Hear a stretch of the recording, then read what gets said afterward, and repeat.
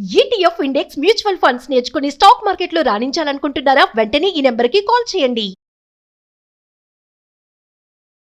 నమస్తే రమగారు. నమస్తే జయ. రమగారు, మనం వివిధ దేశాల కథలు కూడా చెప్పుకుంటుంటాం కదండి, చైనా కథలు అట్లా ఇట్లా. సో ఏదన్నా వేరే దేశం కథ చెప్పండి అండి. రష్యా జానపద గాథ చెప్తాం. ఓకే. ఈ రష్యన్ స్టోరీస్ బాగుంటాయి జయ, భలే సరదాగా ఉంటాయి. చిన్నప్పుడు దాన్ని తెలుగులోకి అనువాదం చేసిన పుస్తకాలు బోల్డ్ అని చదివే వాళ్ళని. చిన్న మట్టి ఇళ్ళని అవని ఇవని బోల్డ్ పేర్లు తమాషాగా ఉంటాయి వాళ్ళవి. బాగుంటాయి కథలు. పిల్లలకి చెప్పడానికి చాలా బాగుంటుంది, సరదాగా వినొచ్చు హాయిగా. తప్పకుండాను. ఏమిటో నాకు ఆ పిల్లల కథలు చదవటం కూడా ఇష్టమే జయ. బేసిక్ గా కథలు ఇష్టం అంతే అంతే. పూర్వం అట రష్యా దేశంలో ముగ్గురు అన్నదమ్ములు ఉండేవాళ్ళు పల్లెటూరులో. పెద్ద అన్నయ్యలు ఇద్దరికి పెళ్ళిళ్ళు అయిపోయినాయి. చిన్నవాడు కొంచెం వెర్రివెంగళాయిగా ఉండేవాడు, మొండివాడు కూడా. వాడి పేరు ఎమేలియుష్కా. ఎమేలియా అనుకో, ఎమేలియుష్కా వాడి పేరు. అయితే వాడు బద్ధకంగా ఏ పని చేయకుండా, చెప్పిన మాట వినకుండా అలా ఉండేవాడు. బాగా చలికాలం అట. సంవత్సరంలో ఒక 6 నెలలు పిచ్చ చలి ఉండి బయటంతా మంచు, గందరగోళంగా ఉంటుంది. వీళ్ళకి ఆ ఇళ్లలో అలా పొయ్యిలు వెలుగుతుంటాయి. మనం ఇంగ్లీష్ సినిమాల్లో వాటిల్లో చూస్తాం, ఒక ఇది ఉండి భగభగా అది మండుతూ ఉంటుంది. అప్పుడు ఇల్లు వెచ్చగా ఉంటుంది. ఈ రష్యాలో కూడా అంతేట. దీనికి పక్క నుంచి ఇలా ఈ పొయ్యి ఉండి పక్కన ఇట్లా ఒక గట్టులాగా ఉండి పొగ పోవటానికి ఒకటి ఉంటుంది. ఈ కుర్రాడు ఈ పొయ్యి తాలూకు పైగట్టు మీద పడుకునేవాడు, ఎందుకంటే వెచ్చగా ఉంటుందని. అక్కడే కూర్చునేవాడు. మిగిలిన ఎక్కడికైనా వెళ్తే చలేస్తుంది, కోట్లు వేసుకోవాలి. ఆ కోట్లు అవి పాత కోట్లన్నీ చిరిగిపోయి అవి ఉండేవి. వెచ్చగా ఉంటుందని పొయ్యి తీనే అంటారు. పొయ్యి తీనే దాని పేరు. తిన్నే అనమాట, ఒక గట్టు, దాని మీద కూర్చుని ఉండేవాడు. అయితే ఈ అన్నయ్యలు ఇద్దరు ఎక్కడికో వెళ్తున్నారు. వెళ్తూ వెళ్తూ ఏం చెప్పారంటే, ఎమ్మెల్యే వదిన వాళ్ళ మాట విను, మేము బజార్ వెళ్తున్నాం, వేరే ఊరు వెళ్తున్నాం, నీకు ఎర్రటి జుబ్బా ఒకటి తెస్తాం, కోట్ ఒకటి తెస్తాం, మంచి మంచి వస్తువులు పట్టుకొస్తాము, చెప్పిన మాట వినాలి, వదిన వాళ్ళు చెప్పిన మాట విను విను అని పదే పదే చెప్పారు. చెబితే సరే వింటానులే అన్నాడు. అన్నయ్యలు ఇద్దరు వెళ్ళిపోయారు. ఈ వదిన గారులు ఇద్దరు ఈ ఎమ్మెల్యే ఇంట్లో ఉన్నారు. ఈ వదిన గారులు అన్నారు, నీళ్లు లేవు బొత్తిగా, ఎమ్మెల్యే నీళ్లు పట్టుకురా అని బతిమలాడారు. అయితే ఏమన్నాడు, అబ్బా ఈ పొయ్యితని మించి నేను దిగలేను, నా వల్ల కాదన్నాడు. అంటే వాళ్ళిద్దరు, మీ అన్నయ్య వచ్చాక చెప్తాము, నువ్వు కనుక ఇది చేసావంటే నీకు అవేవో వండి పెడతాం, వేపుడు కూర చేసి పెడతాం, మంచినీళ్ళు పట్టుకురా అన్నారు. సరే వీడు ఏం చేశాడు, పాత బుర్నిష్ కోటు అని రాస్తారు, ఒక పాత కోటు ఉంది వాడి దగ్గర. ఆ కోటు వేసుకుని పెద్ద పెద్ద బూట్లు తొడుక్కుని మంచినీళ్ళకి 2 బాల్చీలు పుచ్చుకుని దిగి వెళ్ళాడు. చలి ఎటాగో పోయి ఆ కోనేరు లాంటిది ఒకటి ఉంది, అక్కడికి వెళ్ళాడు. అది లోపల కొంచెం వెచ్చగానే ఉంటుంది, నీళ్లు కరిగి ఉంటాయి. అదేంటంటే ఈ కోనేరు లాగా ఉండి చిన్న చిన్న వీటిలాగా ఉన్నాయన్నమాట. అంటే దిగి వెళ్ళడానికి వీలుగా. వీడు ఆ నీళ్ళ దాకా వెళ్తుంటే ఒక చిన్న కంతలాగా ఒకటి కనపడుతుంది, గొయ్యిలాగా. వీడికి ఆ కంతలోంచి ఒక పెద్ద చేప ఒకటి కనపడింది, పెద్దగా ఉంది అంతా. వీడు ఏం చేశాడు, అలాగా చెయ్యి కంతలోకి పెట్టి ఆ నీళ్ళ మీదకి టక్కి నా చేపను పట్టేసుకున్నాడు. పట్టుకునేసరికి ఆ చేప గిల గిల గిల గిల కొట్టేసుకుంది. వదిలే నన్ను వదిలేయంది మనుషుల భాషలో. అమ్మా ఎందుకు వదిలేస్తాను, మా వదినలు ఏవో కూరలు చేసి పెడతామన్నారు, నేను పట్టుకెళ్తే చక్కగా కమ్మటి పులుసు వండి పెడతారు, కరకరలాడే వేపుడు చేసి పెడతారు, 2 కూరలు వస్తాయి, 2 రోజులు హాయిగా తినచ్చు, నేను వదిలిపెట్టిన అన్నాడు. అనేసరికల్ బతిమలాడింది చేప, నన్ను వదిలే, నీకు కావలసినవన్నీ చేస్తా నేను, నువ్వు ఒక మంత్రం చెప్తా, ఆ మంత్రం అను, నువ్వు ఏ పని అడిగినా జరిగిపోతుంది. అంటే ఆశ్చర్యపోయాడు. అలా జరుగుతుందా? నిజంగా అన్నాడు. అక్షరాలా జరుగుతుంది. మత్స్యమిత్రుడి ఆనతితోటి నా కోరిక మేరకి నువ్వు ఏం కావాలంటే అది. మత్స్యమిత్రుడు నా పేరు చెప్పు, నువ్వు ఏదనుకుంటే అది అయిపోతుంది. అంటే వీడికి నవ్వొచ్చింది. చేప చెప్తుంది అది నిజమా, అలా జరుగుతుందా? సరే అది గిలగిల్లాడిపోతుందని వదిలిపెట్టేసాడు. వదిలిపెట్టాక అటు ఇటు చూశాడు. వీడు 2 బాల్చీలు పట్టుకెళ్ళాడు కదా, ఏది అడిగినా జరుగుతుందో లేదో చూద్దాం అనుకున్నాడు. అనుకుని ఓ బాల్చీలు మత్స్యమిత్రుడి ఆనతి మీరకి నా కోరిక మేరకి మీరే నీళ్లలోకి మునిగి 2 బకెట్లు నీళ్ళు నింపుకుని ఇంటికి నడుచుకుంటూ వెళ్ళిపోని చూద్దాం అన్నాడు. ఈ బాల్చీలకు 2టికి కాళ్ళు వచ్చినాయి, టకాటగా దిగేసాయి. ఫుల్గా నింపుకునే నీళ్ళు నిండా బాల్చీలు చక్కగా అడుగులు వేసుకుంటూ 2 బాల్చీలు నడవటం మొదలుపెట్టే బకెట్లు. వాటి వెనకాల ఈయలు వేసుకుంటూ ఎమ్మెల్యే కూడా ఇంటికి వచ్చాడు. జనాలంతా చూస్తున్నారు, ఏమిటి బకెట్లు ఇట్టా వస్తున్నాయి, ఆశ్చర్యంగా ఉంది. 2 బకెట్లు ఒక్క చుక్క కూడా తొణక్కండా 2 వెళ్ళిపోయి ఇంట్లోకి వాళ్ళ వదిన గారులు చూస్తూనే ఉన్నారు. ఈ 2 బకెట్లు వెళ్ళి వాళ్ళు మంచినీళ్ళు పోసుకునేందుకు ఒక టబ్బు లాంటిది ఒకటి ఉంది, ఒక కూజా లాంటిది, చక్కగా లేచి పైకి కూజాల్లోకి ఇట్లా వంచి నీళ్ళన్నీ వంచేసి తర్వాత దిగేసి యథాస్థానం ఎక్కడ అవి ఉంటాయో రోజు ఆ బాల్చీలు పోయి అక్కడ కూర్చుని. ఆశ్చర్యం, వదినలు ఆశ్చర్యపోయారు. ఏమిట్రా ఇది అన్నది, ఇది ఒక మాయమంత్రం లేండి మీకు తెలియదు అన్నాడు. పోయి మళ్ళీ పోయి తెన్నెక్కి పడుకున్నాడు. వదిన గారులు ఇద్దరు టీ పెట్టారు, బిస్కెట్లు కేక్ ఏదో చేశారు, పెట్టారు, తిన్నాడు. తిన్నాక వీళ్ళు చెప్పారు, ఎమ్మెల్యే మీ అన్నయ్యలు ఇవాళ సాయంత్రానికి వచ్చేలాగా లేరు, మనకేమో పొయ్యిలోకి కట్టెలు కావాలి, కట్టెలు లేనిదే కుదరదు, రేపటికి కూర లేదు, పులుసు లేదు, సూపు లేదు, వెళ్ళి కట్టెలు కొట్టుకురావా అన్నారు. అనగానే ఎమ్మెల్యే అన్నాడు, బాబోయ్ చలి నా వల్ల కాదు అంటే వాళ్ళు బతిమలాడారు. మీ అన్నయ్యలు వచ్చేసి చెప్తామన్నారు, నువ్వు వేడి రాగానే క్యాబేజీ సూపు వేడి సూప్ చేసి పెడతాం, పట్రా అన్నారు. సరే వీడు దిగాడు బయటికి, మళ్ళీ కోటు వేసుకున్నాడు, బూట్లు వేసుకున్నాడు. కోటు బూట్లు వేసుకున్నాక వీడికి తట్టింది, ఇందాక బాల్చీలు వచ్చాయే ఇప్పుడు ఎందుకు రావు అని చెప్పి ఓ రంపం, ఒక ఏమంటారు గొడ్డలి, ఓ తాడు ఎక్కన్నారు, మత్స్యమిత్రుడి ఆనతోటి నా కోరిక మేరకి స్లే ఎక్కండి వెళ్ళిపోదాం మనం అన్నాడు. లోపల నుంచి గొడ్డలి, రంపము, ఓ పెద్ద తాడు టకటక నడుచుకుంటూ పోయి బయట స్లే అని ఉంటుంది, ఈ మంచులో నడిచే బండి, ఆ స్లేకి స్లెడ్జ్ అంటారు. అవును, దానికి గుర్రం కట్టాలి. ఇప్పుడు గుర్రాన్ని పిలవల, పోయి ఆ స్లే మీద కూర్చుని, స్లే మత్స్యమిత్రుడి ఆనతి మేరకి నా కోరిక మేరకి మనం కట్టెలు కొట్టాలి, పద వెళ్ళిపోదాం, ఆక మేఘాల మీద వెళ్ళాలి అంతే అన్నాడు. గుర్రం అక్కడే నుంచుంది, స్లే బండి మాత్రం నడిచేయటం మొదలుపెట్టాడు. దీనికి 2 కర్రలు ఉంటాయి. అవి ఏం చేస్తారంటే ఆ 2 కర్రలు, ఒక తాడు కట్టి కర్రలు ఉంటాయి, ఈ గుర్రాన్ని కట్టాక ఆ తాడుని ఇటు వెనక్కి లాగి ఆ గుర్రం కదలకుండా బిగించాలి. వీడు అవి బిగించల, అవి 2 ఇట బయటికి వేళ్లాడుతున్నాయి, తాడు ఒక ఇంతంత కర్రలు. ఇప్పుడు బండి వెళ్తూ ఉంటే ఈ కర్రలు గాల్లో పరిగెడుతూ ఉండవు, ఎదురుకుంటా వచ్చిన వాడిని పటాపటా కొట్టేస్తాయి కదా.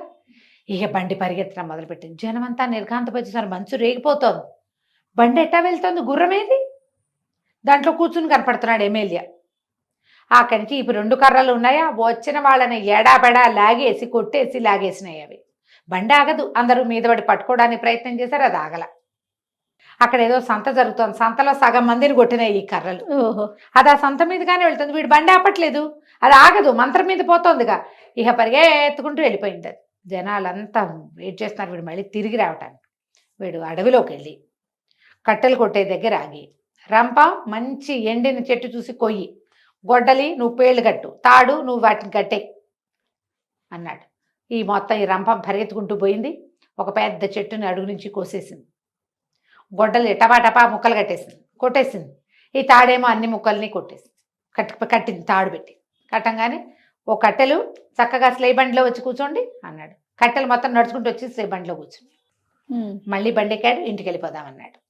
మళ్ళీ మంత్రం చదివాడు, స్లే బండి మళ్ళీ వెనక్కి తిరిగింది.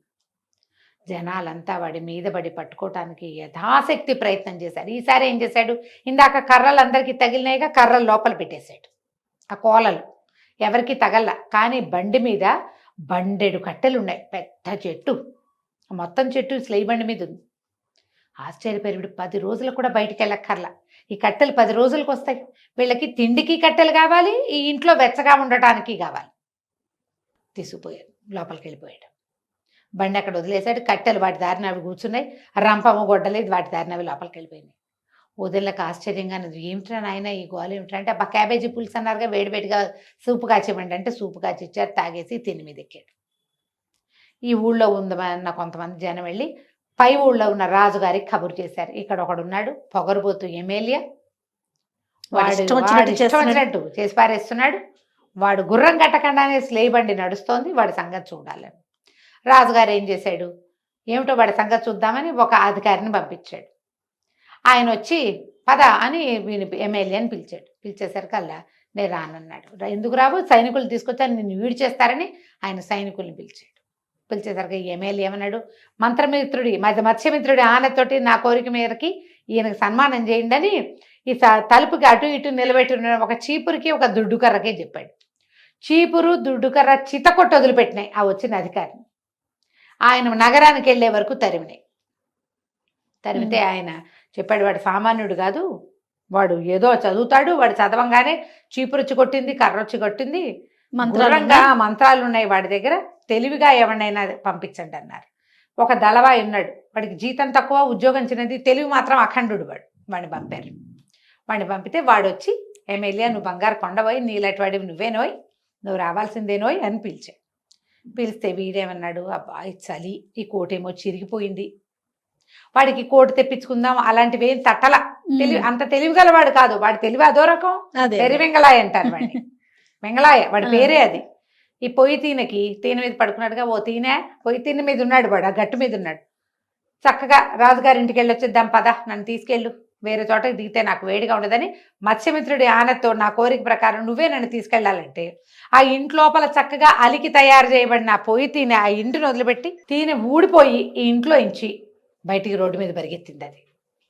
ఈ అధికారి ఏం చేశాడు, అధికారి నువ్వు పో నేను వస్తానన్నాడు. ఆయన గుర్రం మీద వెళ్తున్నాడు, గుర్రం కంటే స్పీడ్గా పోయింది పొయ్యి తీనే. రాజుగారి దగ్గర నుంచి పోయి నేనే అన్నాడు. రాజుగారికి చాలా కోపం వచ్చింది. ఏమిటి నీ వేషాలు ఏమిటి, నీ పొగరేమిటి, నీ అదేమిటి, నీ ఇదేమిటి, నీ సంగతి చూస్తా, నిన్ను జైల్లో పెడతా, మీ అన్నయ్యలు జైల్లో పెడతా, గట్టి గట్టిగా అరిచాడు రాజు. అనేసరికల్లా వీడికి అక్కడ ఉండబుద్ధి కాల. ఈ లోపల ఏమైంది, రాజుగారు మాట్లాడుతుంటే రాజుగారి వెనకంచి అందగత్తి అయిన ఆయన కూతురు వచ్చి పక్కన వచ్చిందో 15 ఏళ్ళది. వీడికి ఆ పిల్లని చూసేసరికి అబ్బాయి ఎంత బాగుంది అని అనిపించింది.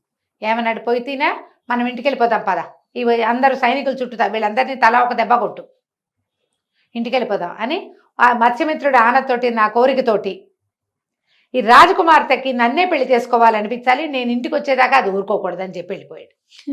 పోయి తిన్నేమో సరాసరి ఇంటికి వచ్చేసి అమ్మయ్య దేవుడా రావడా అని దాని ప్లేస్లో అది కూర్చుంది. వీడు ఆ తెన్ని మీదే ఉన్నాడు.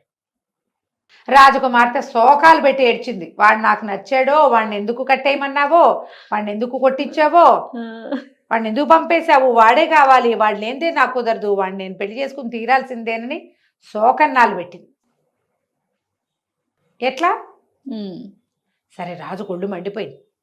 ఎలాగైనా సరే వాడిని మళ్ళీ తెచ్చి వాడిని బుద్ధి చెప్పాలని ఏం చేశాడు, మళ్ళీ తెలివైన దళవాయిని ఒకడిని పంపించారుగా, చిన్న ఉద్యోగిని, వాడికే చెప్పారు వాడిని ఎలాగైనా తేవాలి.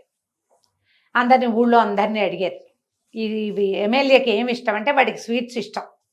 వాళ్ళ అన్నయ్య వాళ్ళు కోటు తెస్తాం, చొక్కా తెస్తాం, స్వీట్లు తెస్తామంటారు. వీడేం చేశాడు, ఈ దళవాయి చిన్న ఉద్యోగం వాడు బోల్డని స్వీట్లు తయారు చేయించి వాటి మీద మత్తు మందు జల్లి అవి పట్టుకొచ్చాడు. ఎమ్మెల్యే నువ్వు ఎంత చక్కటి వాడివి, నిన్ను చూసి రాజుగారు చాలా ముచ్చటపడ్డారు, నీ ధైర్యం, నీ సాహసం, నీ మంత్రం, నీ గొప్ప, చిన్నది కాదు ఇదిగో స్వీట్లని స్వీట్లు అప్పచెప్పాడు. వదిన గారు స్వీట్లు చూడంగానే ఉత్సాహపడి నీకు ఇష్టం కదా, ఇది నీకు ఇష్టంగా, అది నీకు ఇష్టంగా అని అవి 2 పిల్లాడికి ఇచ్చారు. వీడు శుభ్రంగా ఎమ్మెల్యే అవన్నీ తిన్నాడు. తిని పోయి తిని మీద పడుకున్నాడు, అంతే పడుకుంటుపోయాడు. ఈ కుర్రాడు ఏం చేశాడు, చిన్న ఉద్యోగం వాడు 4 భటుల్ని చేసి ఈ ఎమ్మెల్యేని కట్టేసి మోసుకుపోయారు. వాడు నిద్రలోనే ఉన్నాడు. ఆ నిద్ర వాడినే తీసుకుపోయారు. తీసుకెళ్తే రాజు అన్నాడు, వీడికి బుద్ధి చెప్పాలి, వీడి మంత్రం పారకూడదు, ఈ నిద్రపోతున్నాడు కదా, మత్తులో ఉన్నాడు, వీడిని ఒక పీపాలో పెట్టారు. పెట్టంగానే రాజకుమార్తె లవో దిబోమని ఏడ్చింది. పీపాలో పెడుతున్నావు, వీడిని ఏం చేయబోతావు, నాకు పెళ్లి చేస్తానన్నావు, పెళ్లి చేసుకుంటాను, వీడినే పెళ్లి చేసుకుంటా, లేకపోతే నేను చచ్చిపోతానని కేకలు పెట్టి ఏడ్చింది. రాజుకి ఇక విరక్తి పుట్టింది. ఈ పిశాచాన్ని కూడా ఇందులో పెట్టండి అని చెప్పేసి దాన్ని కూడా ఏం చేశారు, ఆ పిల్లని ఆ పీపాలో కుక్కేసి మూత పెట్టేశారు. తీసుకెళ్ళి దాన్ని మోసుకుంటూ తీసుకుపోయి ఓ పడవ ఎక్కించి సముద్ర మధ్యంలో వదిలిపెట్టేశారు. అయ్యో, ఆ పిల్ల దుఃఖం పడి సేపు ఏడ్చింది. అయితే వీని కావలించుకున్నది అందులో ఉంది కదా. తర్వాత ఇక లేపటం మొదలుపెట్టింది. ఎమ్మెల్యేష్కా లే లే లే లే, మన ఇద్దరం చచ్చిపోయేలాగా ఉన్నాం అంది. కాసేపటికి మెలకు వచ్చింది. దగదగలాడుతూ నగలు పెట్టుకుంది పిల్ల చక్కగా తగులుతోంది చేతులకి. వీడు నేను మత్స్యమిత్రుడిని అడిగాను, నువ్వు నాకు వశమైపోయావా, మన ఇద్దరం పెళ్లి చేసుకుందాం అన్నాడు. పెళ్లి చేసుకుందాం తర్వాత ముందు బతికుంటే కదా అని అది తిట్టింది. చూసుకున్నాడు. అప్పుడు అన్నాడు మత్స్యమిత్రుడు ఆనత్తోటి, నా కోరికతోటి, దగ్గరలో ఉన్న తీరం చేరిపో, చక్కటి ద్వీపం చూసి చేరిపో అని పీపాకి చెప్పాడు. ఈ పీప ఆ సముద్ర మధ్యంలో నుంచి ఒక్క ఎగిరి ఒక చక్కటి ద్వీపంలో పడి అది మొత్తం తెరుచుకుపోయింది. వీడిద్దరు లేచి బయటకు వచ్చారు. చూస్తే పెద్ద ద్వీపం, దాని నిండా చెట్లు, పళ్ళు, కాయలు, వాళ్ళంతా సందడిగా ఉంది. అడవిలో ఎలా ఉంటాము అంది పిల్ల. దాందేమిందని మళ్ళీ మత్స్యమిత్రుడిని పిలిచి ఒక పెద్ద మేడ, బోల్డన్ని హంగులు, బోళ్ళన్ని తిండి పదార్థాలు ఎన్నో కోరుకున్నాడు. కోరుకునే సరికల్లా ఏముంది, చూస్తూ ఉండగానే బ్రహ్మాండమైన మేడ వెలిసింది. దాని నిండా పువ్వులు, కాయలు, బోళ్ళన్ని సింహాసనాలు, మంచాలు, పక్కలు, గిన్నెలు, దొన్నెలు, వంటశాలలు ఎన్ని అమిరినాయో. హాయిగా ఉన్నారు ఇద్దరు. ఇల్లంతా పరిగెత్తారు. బోళ్ళు కబుర్లు చెప్పుకున్నారు, ఆటలాడుకున్నారు, వండుకుని తిన్నారు, కాయలు కోసుకుని తిన్నారు, పళ్ళు కోసుకుని తిన్నారు. కోసిన కొద్దీ పళ్ళు వస్తూనే ఉన్నాయి, తీసిన కొద్దీ పువ్వులు వస్తూనే ఉన్నాయి. తేనె పట్లు, తేనెటీగలు, పిట్టలు, పిచ్చుకలు ఎన్ని కావాలంటే అన్ని కోరుకున్నాడు. 10-15 రోజులు ఇద్దరు ఒళ్ళెరగని సంతోషంతో ఉన్నారు. రోజులు గడిచినాయి. ఈ పిల్ల ఒక రోజు అంటుంది రాజకుమార్తె, ఎవరైనా చుట్టాలు ఉంటే బాగుండు, ఎంత తిరిగినా నువ్వు నేను అనేసరికల్లా మళ్ళీ వీడు మత్స్యమిత్రుడి కోరిక ఆనతి మీదకి, నా కోరిక మేరకి చుట్టాలు రావాలి, వాళ్ళంతమంది చుట్టాలు వచ్చేయాలి మా ఇంటికి అని కోరుకున్నాడు. వీళ్ళు ఒక ద్వీపంలో ఉన్నారు కదా. ఈ ద్వీపం నుంచి వీళ్ళు చూస్తుండగానే సముద్రం మీద ఒక పెద్ద వారధి లాంటిది ఒకటి ఏర్పడింది. అది వాళ్ళ ఊరి దాకా వెళ్ళిపోయింది. అది వాళ్ళ అన్నయ్యలు ఇద్దరు, వదినలు ఇద్దరు ఓ బండిలో ఆ వారధి మీద నుంచి వచ్చేసారు. బండి దిగి పరుగెత్తుకుంటూ వచ్చారు అన్నయ్య ఇద్దరు, కొత్త బట్టలు కట్టుకుని చక్కగా. వీళ్ళిద్దరు ఇప్పుడు రాజు రాణి ఈ ద్వీపానికి. వీళ్ళకి వచ్చే చుట్టాలు మురికి బట్టలు కట్టుకుని పాత కోట్లు వేసుకుని ఎందుకు వస్తారు? వాళ్ళు కూడా కొత్త బట్టలు కట్టుకొచ్చారు, పరిగెత్తుకుంటూ వచ్చారు అన్నయ్య. ఏమైపోయావరా, నీకోసం ఎన్ని చోట్ల వెతికాం, నువ్వు ఏమయ్యావో తెలీదు, మొత్తాన్ని దొరికావని అన్నయ్యలు ఇద్దరు కావలించుకున్నారు. వదినలు ఇద్దరు బోళ్ళంతా ముద్దు చేశారు. కొత్తగా ఉన్న ఈ రాజకుమార్తెను మహాముద్దుగా చూసుకున్నారు.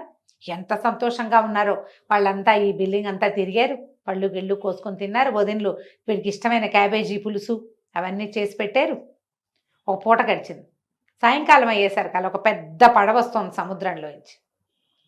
ఈ అబ్బాయి ఎమ్మెల్యేష్కి అక్కడ నుంచున్నాడు, కేకలు పెట్టాడు. ఓహో ఎవరు ఎవరు అని అడిగితే అప్పుడు అక్కడ ఆ పడవ మీద బయట నుంచున్న 4 సైనికులు అడిగారు, ఒక పెద్ద పీపా కోసం వెతుకుతున్నాం, ఆ పీపాలో ఒక అబ్బాయి ఒక అమ్మాయి ఉండాలి అంటే. ఎలా పెట్టారు పీపాలో, ఎలా వెళ్ళారు అమ్మాయి అబ్బాయి అంటే, రాజుగారి కోపంతో అమ్మాయిని అబ్బాయిని పీపాలో పెట్టారు, సముద్రంలో వదిలేశారు. వాళ్ళ కోసం ఆయన కలగన్నాడు, వెతుకుతున్నాము అని చెప్పారు. చెప్పేసరికి ఈ ఎమ్మెల్యేష్క మంచి బట్టలు అన్నీ ఉన్నాయి వీడికి. వీడు ఆ పడవ దగ్గరికి వెళ్ళాడు. నిచ్చెనేయండి నేను వస్తానన్నాడు. వాళ్ళు ఒక పెద్ద నిచ్చెనేశారు. ఎమ్మెల్యే ఆ పైకి ఎక్కాడు. ఎక్కితే ఆ రాజుగారు చాలా దుఃఖంతో నుంచుని ఉన్నాడు. పీపా కనపడిందా, మీరు ఇక్కడే ఉంటున్నారు కదా అన్నాడు. మీరు నీళ్ళలో పీపాలో పడేసిన అబ్బాయి మీకు గుర్తున్నాడా అని అడిగాడు.